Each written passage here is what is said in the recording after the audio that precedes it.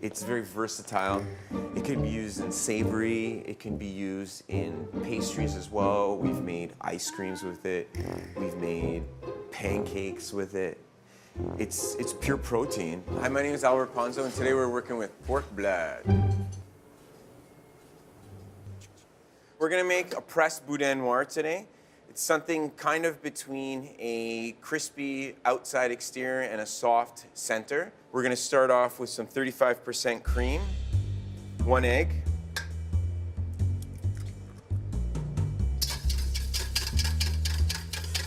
Next, we're gonna get a nice little pint of pork blood here.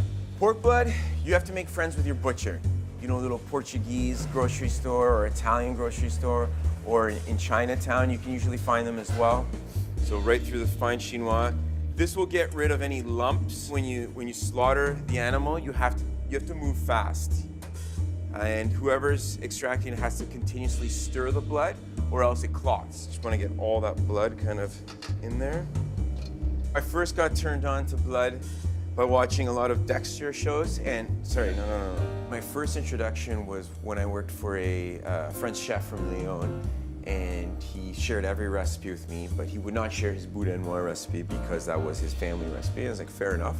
So I said, I'm gonna make my own boudin noir. We've got some back fat, which we've diced, and we've blanched for about 20 minutes in boiling water. Next, I put in Fleischaufstrich. And essentially what it is, when you're breaking down a hog, you're taking all your trims and you're putting them in a pile. So it could be like some sinews, little pieces of soft fat, little bits of skin.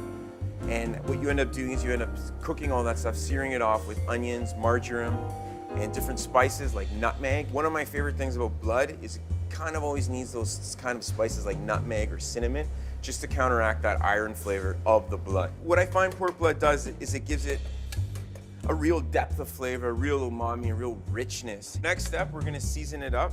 Again, I was telling you should be careful because of the fact that the blood already has salt in it, so know where your product's coming from. If you get it from a butcher, a lot of the times they may just freeze it and it doesn't have as much salt in it. Little pepper. So in she goes. Very easy, it should fit, pack it down nicely, gently. Generally speaking, when I get most people to try things that have blood in it, they end up being surprised, like, oh, wow, that actually tastes quite good. There's a reason why people have been doing this for centuries. And it's one of the first things that when you slaughter a pig comes out of the animal that you can cook immediately. This is definitely part of that philosophy of using everything, of being sustainable and no waste policy. In the oven, full steam, 68 degrees Celsius, and that's when all the magic happens. It kind of locks together, and it doesn't get grainy at that point. It's nice and smooth. Ah! Opa. Okay, I'll take care of that in a second. Butterfingers, bloody fingers. So we're gonna just slice right through. There we have a nice kind of cross section of terrine.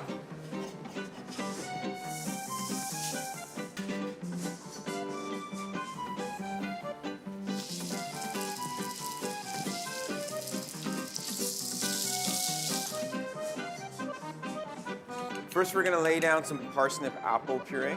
So we have some roasted squash that we're gonna put on the plate. So spiced with some cinnamon, nutmeg, sauce Robert, which is essentially a demi white wine. In this case, we've put a little red wine in there, and mustard. So we've used grainy mustard in here. A couple of pearl onions, some calettes. Plate the pressed boudin. Crispy sage leaf. So here we've got our pressed boudin noir with parsnip apple puree, sauce Robert, roasted squash, and calettes.